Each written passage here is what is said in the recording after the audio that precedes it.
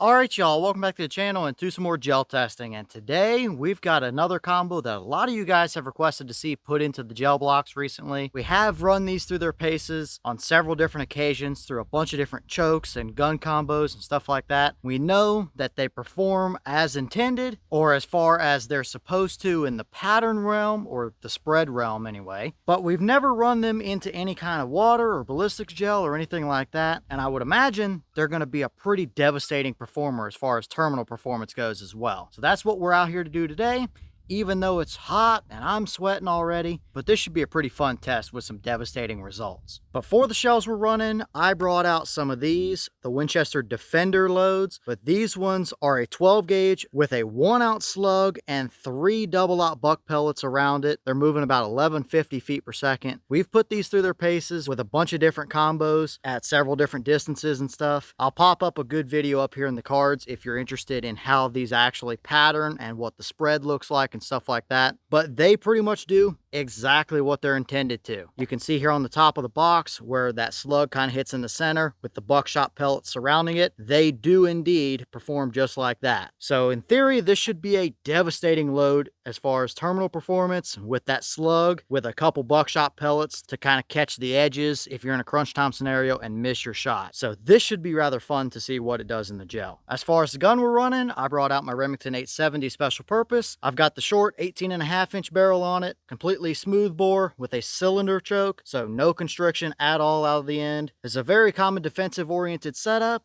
with this shorter barrel as well, so it should be pretty realistic as far as the performance in tissue material goes. But here we have our gel blocks that we're running. These are two 16-inch blocks of 10% clear ballistics gel. They're a little cloudy, but that's going to be perfect for today's test since I have a feeling this is going to make for an absolute mess in the gel. Wouldn't surprise me if we launch everything off the table and stuff as well. I do also have the clothing barrier up front there, a layer of denim, a layer of fleece, and 2 layers of cotton t-shirt. I don't think it's going to matter or make one bit of difference for us, but since the FBI calls for it, we've got it, just in case it does make some miraculous difference. Now, the FBI calls for 10 feet of distance out in front of the block. Since we're going to have a little bit of a spread with buckshot pellets, I'm going to scoot it up just a little bit closer than that, so hopefully we get all 3 buckshot pellets in the gel as well. But ultimately, I don't think a few feet worth of difference is going to matter one bit for today's results. So I'll get you guys a view of this block. I bet we're going to see some devastating performance, and who knows, maybe we'll throw everything off the table while we're at it, because I would imagine this is going to be a pretty nasty performer.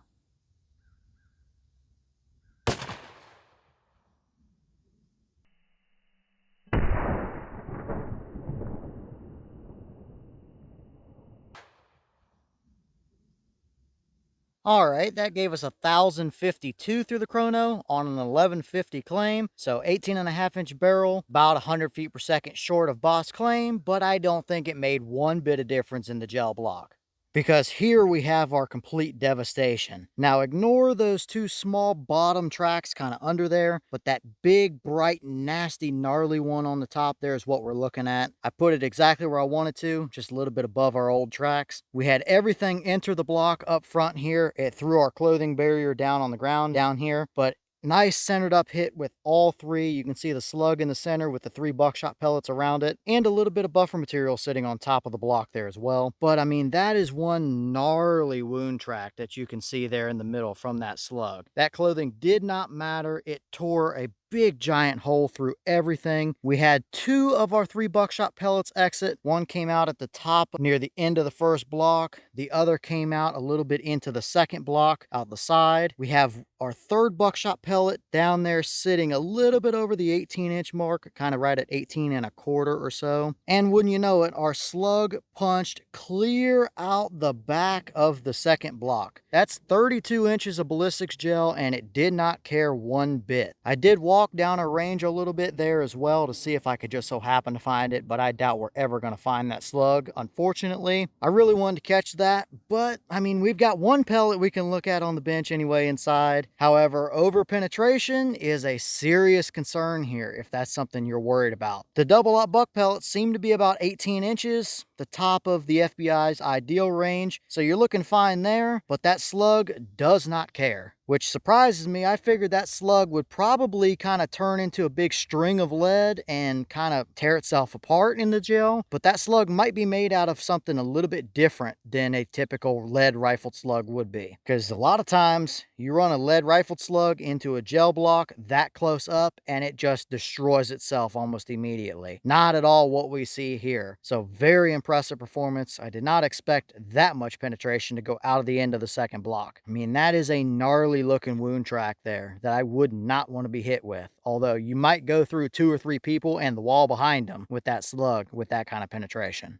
All right, so now we're in here on the bench, and wouldn't you know it, I walked the range for about 20 minutes or so back and forth because I knew that slug could not have had very much left coming out of the back of 32 inches worth of gel. And sure enough, I just so happened to kick it in the grass and feel something hard under my shoe. And sure enough, I happened to find it about 30 yards back behind the gel blocks. So very, very lucky on that front. I did not expect to find that, but hey, that's fantastic. It did not actually expand at all. It just flattened the very nose of it a little tiny bit with some denim and stuff there, but nothing else other than that. And you can see our double-aught buck pellet sitting here next to it. So I'm really, really happy to at least find one of these slugs because I did not expect that to be the case. Overall, a little bit of squeezing and stuff going down the barrel. It had no choke in that 870 that we ran today. So these may be kind of full bore diameter essentially, because it looks like we ran it through a choke, but we did not. Overall, a little bit of a hollow cavity in the back, but nothing drastic. And it is a pretty short slug as well, so maybe they took a little bit of height out and added it back in the center here, which helped us hold together a little bit better, since this did not even try and flatten out hardly at all, which is not what I expected to see up close and personal like that, which may have actually been a little bit better if it did flatten out, rather than just penetrate through just about everything. But here's a rifled slug that I actually shot a deer with last fall. You can see even at 50 yards we had this major flattening out versus we had nothing here. So at least I was expecting that with it being almost point blank of a shot, but it held together perfectly fine overall. But as far as measurements go, the slug is right at 0.736 diameter, so a little bit bigger than bore diameter. Could have squished itself a little bit, but that does kind of confirm that these are probably a pretty full bore diameter size slug, which is nice to see. And for the double-aught pellet, we're sitting right at 0.335. So double-aught is typically 33 caliber, so I'd say they're pretty accurate there as well to being a true double-aught pellet. But as for the weight of our slug, these are supposed to be 1 ounce, which is 437.5, and it looks like 437.6 is our weight, with a little bit of clothing material on the front of it smashed into the lead. So we're seeing exactly what we should be for weight. And the double-aught pellet is 49.4 grains. Usually double-aught is between 50 and 60, but it really depends on the quality of lead, how dense it is and stuff like that. So we're on the lower end for weight there at just shy of 50, because I've seen them all the way up close to 60 as well.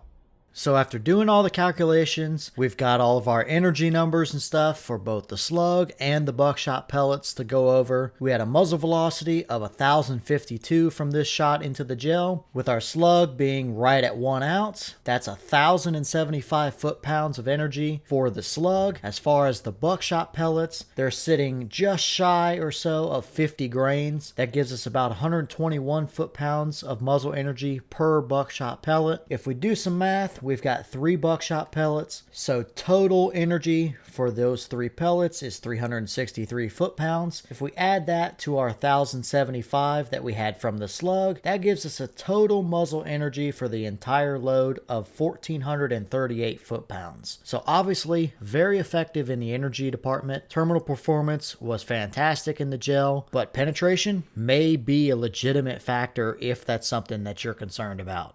All right, well, what do we think about the performance here? Obviously, gnarly tracks in the gel. The double aught pellets did exactly what they were supposed to do, kind of right around the 18-inch mark. So very nice there. But that slug carried on through the entire thing. I mean, the whole first block is one permanent wound track. Very nasty performance. Did about exactly what I thought it would do. However, I figured that slug would not penetrate through both blocks. I thought for sure it would flatten out and maybe even turn into a string, especially at that close of a range. If we were to run any other lead Foster style rifle deer slug in this same exact situation, it would come completely apart within the first gel block, typically anyway, because it's just so much energy, so close of a range, and it just dumps everything immediately and can't hold itself together. So if over penetration is a factor for you, these are probably not the shell you want to look at. But if you're out in the country and don't really care if it over penetrates into the walls of your house or something like that, and you like using slugs for defensive applications, I mean, you see what you get here. The slug is still a slug. It did exactly what you would want, essentially, unless you're concerned about over penetration. But you've got some buckshot pellets as well around the edges to catch the pattern if you're a little bit off in a crunch time scenario. So not bad overall. I know these shells aren't going to be everybody's thing. Some people are going to like the idea. Some people are going to prefer something else. Either which way is perfectly fine, but if these shells intrigue you, then they are some nasty performers. They do exactly what they're intended to do. So they are absolutely good performing shells across the board. But you'll have to let me know your thoughts down below. Is this about what you expected? Were you a little surprised one way or the other? Have you tested any of these Defender shells? And if so, what kind of results have you seen? Is this a result you would ever actually use in a defensive scenario? Or are you going to be running a buckshot load, 4-buck, double aught, something like that, and would just prefer not to have that much penetration from a slug? Or maybe that's exactly what you're looking for in your defensive setup. Let me know your opinions about it. But with that being said, I've got some more testing to get done for you guys, so I'm going to get back to it. As always, we have the channel Instagram as well as the mailbox where you can send stuff if you'd like. All that information will be in the description if you're interested in it. But I'm going to get back to it, so I'll see y'all in the next one.